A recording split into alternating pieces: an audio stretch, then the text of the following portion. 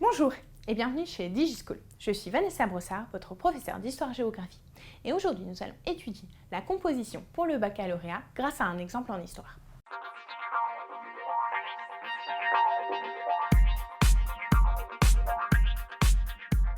L'exemple est le suivant.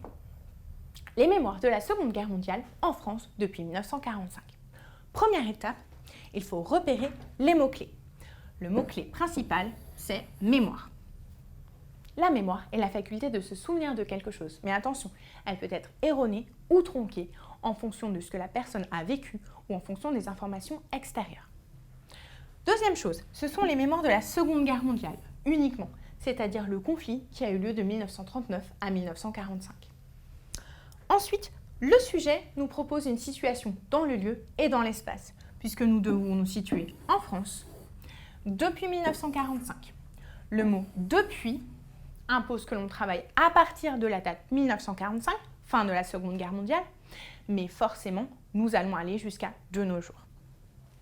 Attention, le mot « mémoire » porte un S. Il faudra vraiment faire attention à aborder les différents types de mémoire qui ont été élaborés à partir de 1945. Une fois que tout ceci est fait, il faut jeter sur le papier toutes les informations en lien avec le sujet. Alors, les informations seront par exemple le mythe résistentialiste, le parti des 75 000 fusillés, c'est-à-dire le parti communiste, ou alors les ouvrages comme Paxton, éventuellement le cinéaste Marcel Ophuls, et également élaborer des idées en lien avec la Shoah et la façon dont les gens se sont souvenus. Par exemple, les personnes ont pu écrire des ouvrages. C'est le cas de Si c'est un homme. Si c'est un homme qui a été traduit en français très longtemps après sa parution, dans les années 1980, alors qu'il était paru en Italie dans les années 1947. Il faudra également parler des différents procès, comme celui de Papon.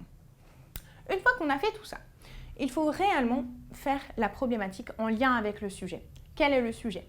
Nous avons vraiment mis l'accentuation sur le S. Il faut donc que la problématique soit vraiment le miroir de notre travail d'analyse. La problématique pourrait être, par exemple, en quoi les historiens ont-ils, grâce à leur travail sur la Seconde Guerre mondiale, permis d'élaborer des mémoires de plus en plus proches de la réalité, éclipsant les mémoires officielles erronées. Nous pouvons faire un plan en 3 parties, et ce plan pourra être un plan chronologique. Dans un premier temps, il faudra parler d'une mémoire officielle tronquée. On pourra éventuellement mettre comme bonne chronologique 1945 aux années 1960.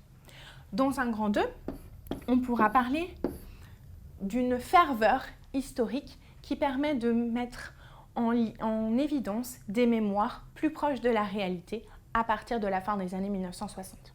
Merci d'avoir regardé cette vidéo sur la composition au baccalauréat grâce à cet exemple d'histoire. J'espère qu'il vous a servi et qu'il vous a intéressé. N'hésitez pas à regarder les autres vidéos à propos de la composition. Vous avez des vidéos sur la théorie et un exemple en géographie. Et à bientôt sur DigiSchool.